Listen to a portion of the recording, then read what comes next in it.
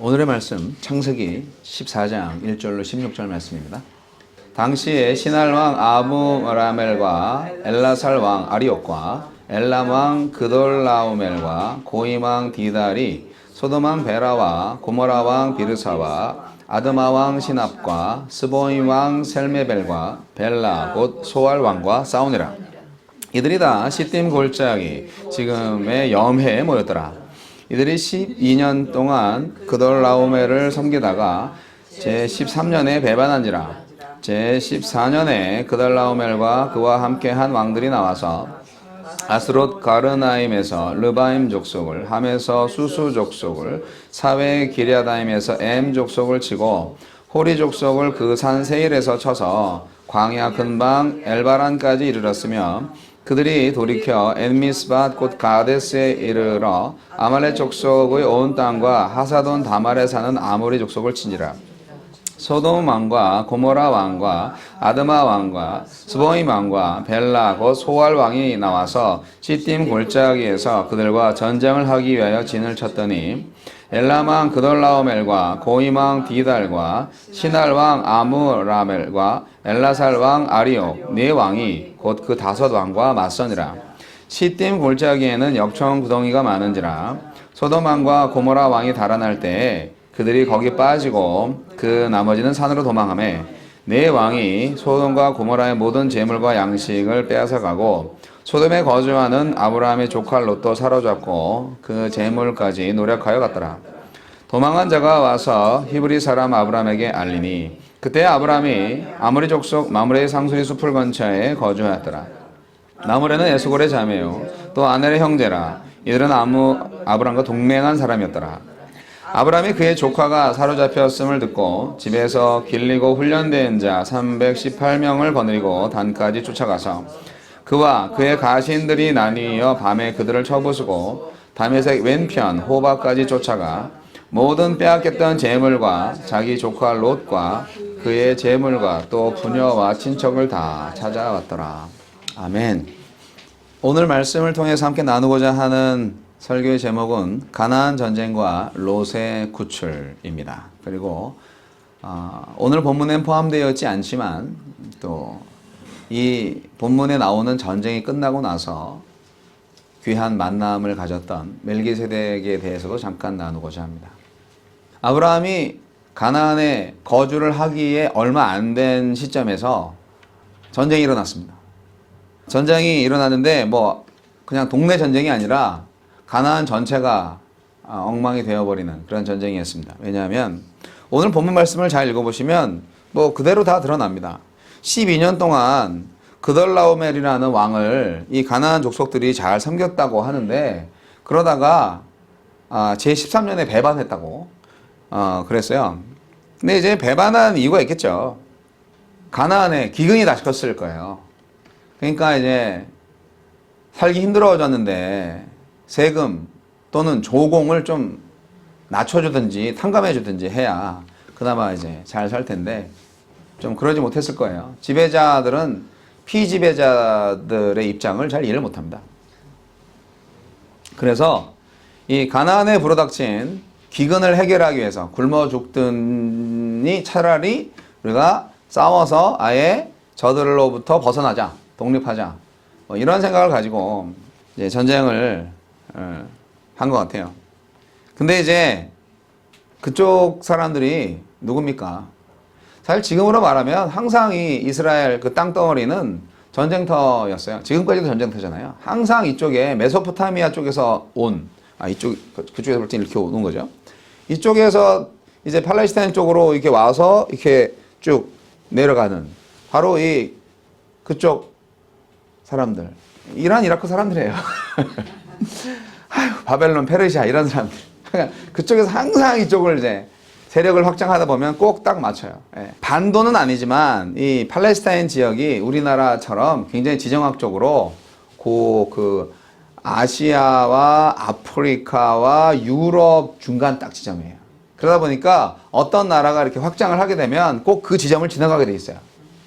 그래서 항상 군사적 요충지이기 때문에 이 이스라엘이라는 나라는 그래서 아주 중요한 지정학적 위치를 가지고 있고 하나님이 꼭 우리나라 전라남북도 면적밖에 안 되는 바로 고기, 가나안을 이스라엘 민족의 땅으로 주셨다는 것은 참 의미심장하다.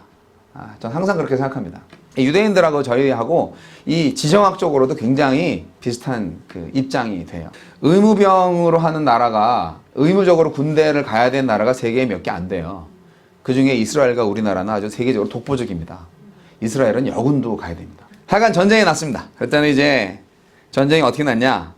아니 그냥 쳐들어온 게 아니라 연합군을 만들어가지고 왕들 이름이 다 나옵니다. 연합으로 해가지고 이 가나안 지역을 초토화시킵니다. 처음에 버릇을 고쳐놔야 돼.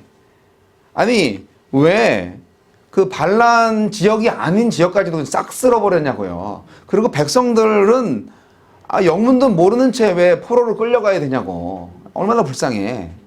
그 지도자들이 잘못하면 백성들이 힘들어요. 이게 모든 역사를 보면은 참 지도자들이 잘해야 돼. 이 전쟁이 결국은 그 침략군의 승리로 돌아갑니다. 그래서 메소포타미아 원정군이 이 가나안 지역을 완전히 초토화시키고요. 그리고 사람까지 확 다 잡아가니까 그 땅은 불태워지고 모든 양식들 다 탈취되고 재산 같은 거 뭐 가축들 뭐 다 잡아가고 사람도 잡아가니까 그 땅이 어떻게 돼요? 황폐화되는 거죠. 마을은 빈집들 수르륵하고 우리 영화에서 보는 것처럼 다 불타고 먹을 거 하나도 남지 않고 그런 아주 죽음의 곳이 되는 거죠.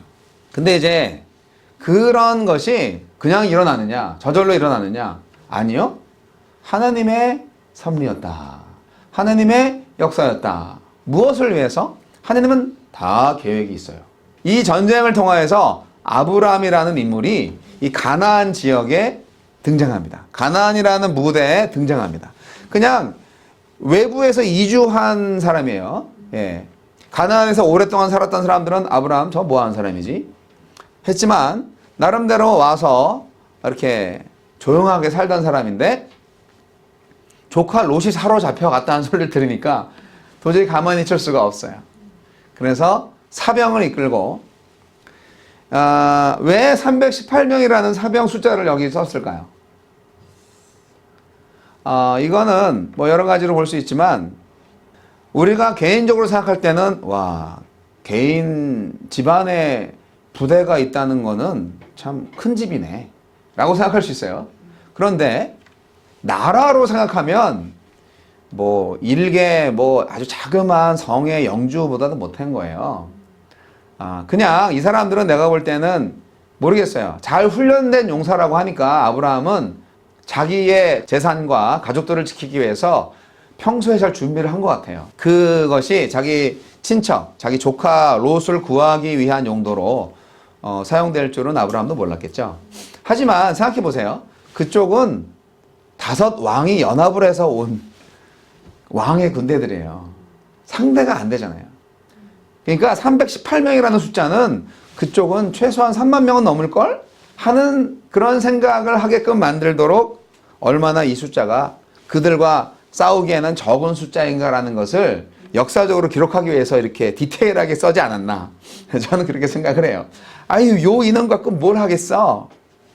하지만 묻지마 전투죠. 예, 묻지마 공격. 예, 그쪽에서 이제 전쟁을 하고 나서 이제 다 싹쓸이하고 이제 돌아가는 그 뒤를 친 거예요. 전쟁을 이기려면 전술이 필요해. 여기 보니까 15절에 보니까 야밤에 기습을 하셨네. 돌아가는 길에 승전의 기쁨과 그리고 이제 방심을 했겠죠. 그 군대가. 그 추측건데. 그래서 하나님께서 지혜를 주신 것 같아요. 그래서 밤에 그들을 처부수고 하면서 이제 모든 빼앗겼던 재물을 다 찾았다고. 롯과 부녀와 친척을 다 찾아왔다고 성경은 기록하고 있습니다. 멋진 승리죠. 이 전쟁은 과거에 노아의 세 아들이 있었잖아요. 이게 가나안족에 대한 셈족의 지배를 예언한 어떤 노아의 예언이 성취된 것이 아닌가라는 생각도 하게 됩니다. 하나님의 말씀이 기록된 성경에는 하나도 이렇게 떨어지는 게 없어요. 무서운 말이죠. 하나님의 당연한 섭리입니다. 근데 그건 말고 더 중요한 의미는 결국 아까도 말씀드렸듯이 이 가나안 전쟁에서 롯과 아브라함이 이제 드디어 나온다는 거죠. 이제 유명해졌어요. 아브라함이라는 사람이 거기 쫓아가서 그 연합군대를 쳐서 이겼대. 그래가지고 거기에서 자기 가족하고 재물을 찾아왔는데 자기 가족만 쏙 찾아왔겠어요? 다 찾아왔어요. 영웅이 된 거죠. 이 가나안 나라의 영웅이 된 거야. 특히 소돔 왕이 너무 좋아했죠. 저는 이 전쟁에서 자, 여러분 이제 적용점을 드리겠습니다. 여러분 주위에 누가 이렇게 어려운 일을 당했다. 특히 신앙적인 문제로 어려운 일을 당했고 그것을 위해서 뭐 법적인 투쟁을 한다든지 아니면 이렇게 뭐 대립을 하고 있다. 요즘은 뭐 총칼로 싸우지 않으니까. 그랬을 때 우리는 어떻게 하겠느냐는 거예요. 우리가 그를 위해서 같이 싸워야 되지 않겠냐 하는 생각을 해봅니다. 이게 이제 그리스도인의 사회 참여라는 부분에 있어서 상당히 민감한 부분입니다. 교회가 그렇게 정치적으로 하면 안 되지. 정치라는 말을 떠나서 내가 사랑하는 사람들이 억울한 일을 당하고 또한 불의한 세력에게 곤란을 당하고 있다면 우리가 그를 구해내야 마땅하지 않겠습니까? 라는 양심선언이 필요한 거죠. 그게 이제 우리 미셔널 처치의 목적이기도 하고 세상을 살아가는 하나님 나라를 구현해 나가는 그리스도인의 사명이기도 합니다. 우리가 이 지역에 예배터를 삼았습니다. 그러면 이 지역 안에서 실버 스프링서부터 엘리코 시티에 이르기까지 여기 교회 예배당 터는 로렐이지만 또 중간에 컬럼비아도 있고 뭐 엘크리지도 있고 많은 시들이 있어요. 그런 가운데에서 몽고메리 카운티나 하워드 카운티나 정말 한국인들도 많이 살고 그 가운데에서 외로운 사람 없겠어요? 상처받은 사람 없겠어요? 그리고 정말 너무너무 외롭고 우울해서 자살 충동에 이르거나 아니면은 또 가정 폭력에 시달리는 사람들이 없겠어요? 그런 사람들에게 거룩한 전쟁, 하나님의 전쟁을 하도록 그리고 그 전쟁에서 올바로 승리할 수 있도록 도와줘야 하지 않겠습니까? 그런 거를 위해서 계몽도 하고 실제적으로 뭐 이렇게 컨택을 해서 도와주기도 하고 뭐 하다못해 같이 마주 앉아서 그 아픔을 공감하는 그러한 만남도 돕는 일 중에 하나겠죠. 아브라함의 이 전쟁이 결코 우리와 무관하지 않다는 것을 한번 생각해 보자는 말씀을 드리는 거예요. 물론 우리 안에 내적 전쟁도 많이 있지만 그러나 사랑하는 조카 롯을 구하기 위해서 한 행동이 결국은 하나안 전체를 도와주는 일이 됐어요. 아브라함은 그렇게 사회의 정의를 공의를 성취했습니다. 멋진 분이죠. 아브라함이야말로 어찌 보면 하나님의 사람은 이런 사람이구나 하는 거를 가나안 사람들한테 알려준 거 아니에요. 저 사람이 믿는 신이 뭐야? 가나안은 그야말로 다신교였잖아요. 가나안은 뭐 해도 섬기고 달도 섬기고 짐승들도 섬기고 뭐 다 섬겨요. 그래서 이 유일신 하나밖에 없는 신을 섬기는 아브라함이 되게 이상했을 거예요. 야, 하나만 섬기면 나머지 신들하고 어떻게 하려고? 많은 신들을 섬겨야 우리가 안전하게 잘 살 수 있잖아. 그런데 유일신 섬기는 이 아브라함이 자기들이 다 못 당한 그런 메소포타미아 연합군을 대상으로 싸움을 해서 승리를 했다. 이거야말로 하나님의 영광이 아니겠습니까? 굉장히 중요한 겁니다, 이게. 그래서 우리가 영적인 전쟁을 할 때 하나님께 영광을 돌리는 그 사람 변호사를 잘 썼어. 그 사람 아는 게 많지. 그 사람 돈이 많거든. 뭐 이런 식으로 해서 인간의 지혜와 능력을 통해서 승리를 했다기보다 우리는 아무 힘도 없었지만 하나님이 하셨어요. 이렇게 고백할 수 있는 솔직히 아브라함 왜 318명이었겠냐고요. 미약한 자였어요. 그들과 싸우기에는. 하지만 죽기 살기로 싸웠겠죠. 자기 가족을 구원하기 위해서. 그래서 덩달아서 가나안 족속 전체가 혜택을 얻었다. 저는 이게 너무 자랑스러운 것 같아요. 아브라함이 너무너무 자랑스러워요. 비록 우리가 예를 들어서 제가 그 메릴랜드 교회 협의회 주최로 한 그 신년 예배 때 뭐 마크 장이라는 하원 의원이 나와서 이렇게 간단하게 인사를 했는데 저분이 한국인이지만 물론 거의 한국말을 잘 못하시더라고요. 하지만 그래도 한국 사람이기 때문에 우리 그 유미 호건 여사님이 그래도 팔은 안으로 굽는다고 하면서 이제 자신이 한국인을 위한 그런 일을 열심히 하고 있다. 도와달라 뭐 이런 얘기를 하셨는데 마크장도 마찬가지죠. 하원 의원으로서 할 수 있는 일들이 사실 많습니다. 근데 이제 그런 차원에서 마치 한인 커뮤니티하고 연결되어 있는 것처럼 보이지만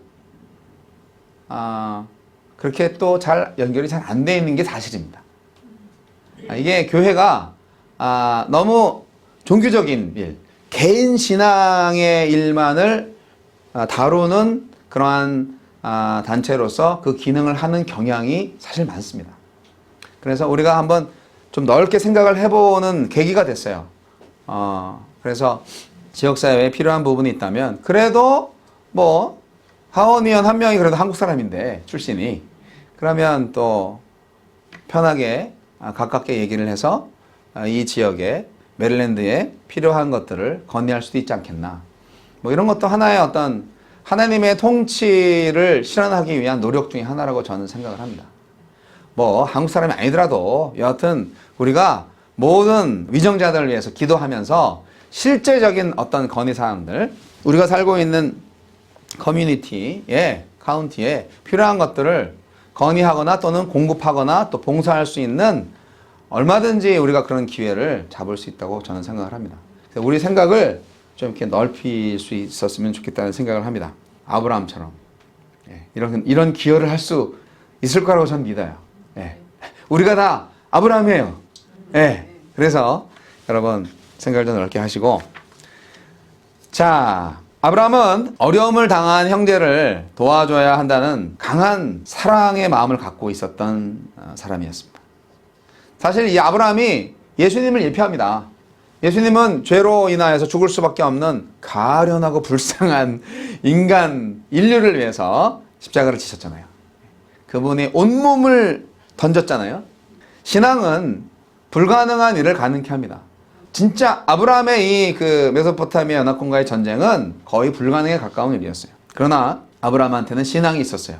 애굽으로 도망다니던 옛날의 아브라함이 아니에요. 어느 정도 믿음이 좀 커가지고 하느님과 사실 끊임없는 교제를 했을 거라고 믿습니다. 그것이 그 신앙의 원동력입니다. 하나님과의 관계가 지속적으로 이루어지지 않는다면 이런 믿음의 행동을 어떻게 할 수 있겠어요? 이 아브라함한테 별명이 주어집니다. 가나안 족속들이 히브리 사람이라고 얘기합니다.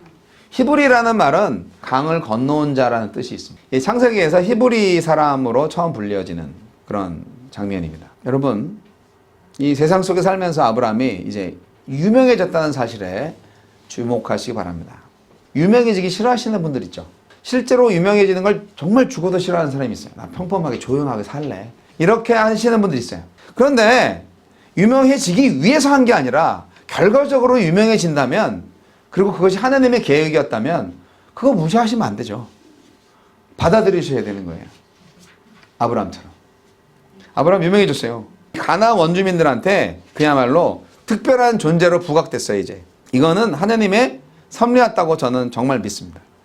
유브라데 강을 건너면서 유랑민의 삶을 시작했지만 하나님은 아브라함과 항상 함께 하셨고 동행하셨고, 비록 기근 때문에 애굽까지 도망갔다가 올 때도 주님 항상 함께 하셨고, 다시 이제 정신 차리고 가나안 와가지고 지금 정착했는데, 하나님이 너 가나안의 주인 될 거야, 그렇게 옛날에 약속해 주셨잖아요. 그러니까 그 약속대로 아브라함이 지금 조용히 살고 있는데, 이제 이 전쟁을 통해서 원주민들한테 특별한 존재로 부각될 수 있었던 사실, 하나님의 섭리입니다. 하나님의 배려입니다. 그리고 뭐 아브라함이 잘나서 한 게 아니라 하나님의 통치를 믿었던 사람이기 때문에 그런 결과가 나온 것이죠. 세상 속에 살면서 이웃으로부터 각별한 관심을 받게 된 아브라함의 모습에서 저는 예수님의 모습을 발견합니다. 예수님이 그 유대 나라에 딱 나오셔가지고 목소의 아들로 태어나서, 아니 유명하지 않으셨나요? 12살 때부터 유명한 사람이었어요. 성전에서 그 랍비들과 대화를 할 정도로 똑똑한 사람이었고요. 그 요셉 집안의 장남이었고요. 여하튼 예수님은 꽤 유명했어요. 아니 사실은 슈퍼스타였어요. 그렇잖아요. 말씀하시면 야 다른 랍비들과 같지 않아. 너무 신박해. 신통하다. 저런 말씀 들어본 적 없어. 최고야. 예, 그랬을 거예요. 그런 예수님이 부끄러운가요? 절대 그렇지 않죠. 그 아브라함이 부끄러운가요? 절대 그렇지 않죠. 아주 자랑스럽고 으쓱해집니다. 이것은 하나님께서 우리 세상을 살아가는 우리들한테 주신 또 은혜 중에 하나예요. 우리 그리스도인들이 그렇게 숨죽여 살 필요가 있나요? 하나님의 영광을 위해서 봉사를 했는데 그게 이 세상 사람들이 다 알게 되고 세상 사람들을 좋아하더라. 유명해졌다더라. 전 다 좋은 거라고 생각합니다. 그래서 정말 힘들지만 저는 기독교인으로서 사업에 성공했다든지 또 연예계에서 뭐 이렇게 좀 스타가 됐다든지 하는 여러 가지 부분에서 그가 만약에 하나님의 영광을 위해서 했다면 그는 그가 받을 만한 칭찬이 결코 아깝지 않다라고 생각을 합니다. 그러나 하나님의 영광을 위하지 않고 자신의 영광을 위해서 그렇게 유명해진 사람에 대해서는 제 관심 밖이에요. 하나님의 사람일 때 그것이 중요한 것입니다. 사랑하는 성도 여러분, 우리 하나님의 사람들한테는요, 우리가 예배하고자 하는, 예배해야만 하는 정말 하나님의 백성으로서의 기본적인 사명이 있는 것과 더불어서 우리가 지금 이 땅에서 살고 있기 때문에 그런 종교적인 의무와 더불어서 이웃의 생명과 재산을 지켜나가야 하는 그런 사회적 의무 또한 있다는 사실을 다시 한번 생각해 보시고, 왜냐하면 모든 세계가 하나님의 통치가 미치는 그런 영역이기 때문에 그런 거예요. 그리고 모든 세상이 우리가 살아가는 삶의 터전이에요. 그렇기 때문에 어느 곳도 우리가 간과해서는 안 됩니다. 그냥 지나쳐서는 안 됩니다. 모든 세상이 다 하나님의 통치가 있어야 할, 미쳐야 할 그런 땅이라는 것을 여러분 아시기 바랍니다. 근데 이제 가끔 가다가 이런 사회 모습에 어려움에 우리에게 좀 그런 일을 해결해 주시라는 요청을 마음속에서 받게 될 때가 있어요. 그런 요청을 받을 때 고민을 하겠죠. 아브라함은 오늘 본문 말씀에서처럼 이웃의 고통에 방관하지 않고 그들의 아픔에 동참해서 적극적으로 그 고통을 해결해 주기 위해서 죽음을 무릅쓰고 용기를 내서 자기의 모든 것을 다 동원해서 그 사명을 감당했습니다. 아브라함의 희생은 뭐 자만심이나 영웅 심리 때문에 그런 건 아닙니다. 그냥 형제 사랑 그리고 정의사회 구현 그런 걸 때문에 한 거죠. 전쟁에서 이제 끝나고 오니까 누가 좋아해요? 가나안 거주민들이 다 좋아하는데 특별한 만남이 있었어요. 멜기세덱하고 만났어요. 멜기세덱이라는 그 이름이 여기 창세기에서만 나오고요. 다른 데서는 안 나옵니다. 그런데 멜기세덱에 대해서 우리가 어떻게 아냐면 히브리서에서 멜기세덱에 대한 얘기를 무진장 많이 하고 있습니다. 히브리서 7장을 이렇게 살펴보시면 그 멜기세덱이요 하나님을 온전히 섬겼던 제사장이었고요. 아브라함한테 11조를 받으신 그 제사장이에요. 그래서 예수님은 아론의 반차를 따른 그 제사장이 아니고 멜기세덱의 반차를 따른 제사장이시고요. 멜기세덱이요 아주 더 위대합니다. 멜기세덱의 반차를 따른 제사장이 진짜예요. 그렇게 이제 히브리서 기자는 말하고 있는 거예요. 그래서 멜기세덱이 어디서 왔는지 누군지 몰라요. 하지만 분명히 어쨌든 여기 기록되어 있고 그 우상 숭배가 만연한 가나안 땅에서 아브라함과 그 신앙적 피가 같았다는 거죠. 분명히 하나님을 예배하는 사람이었어요. 또 다른 아브라함 같은 사람이었던 것 같아요. 근데 성경은 아브라함처럼 그렇게 많이 말을 하고 있지는 않아요.